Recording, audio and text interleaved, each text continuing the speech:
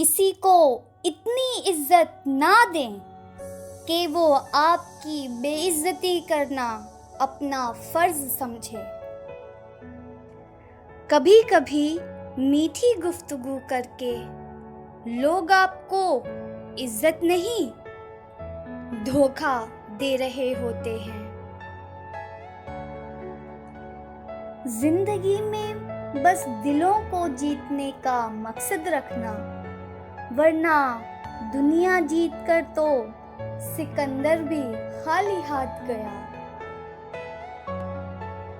लिबास देखने में इतने मसरूफ हैं कि इखलाक देखने का वक्त ही नहीं है।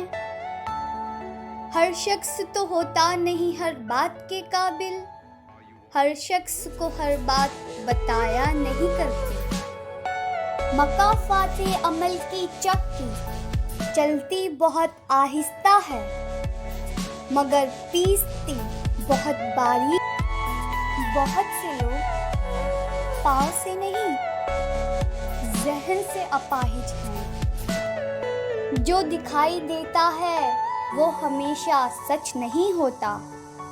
कहीं धोखे में आंखें हैं और कहीं आंखों में धोखा है।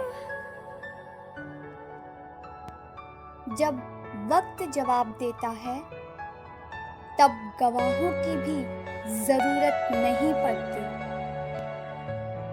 ज्यादा इल्म सीखने से बेहतर है थोड़ा सा अदब भी सीखा जाए।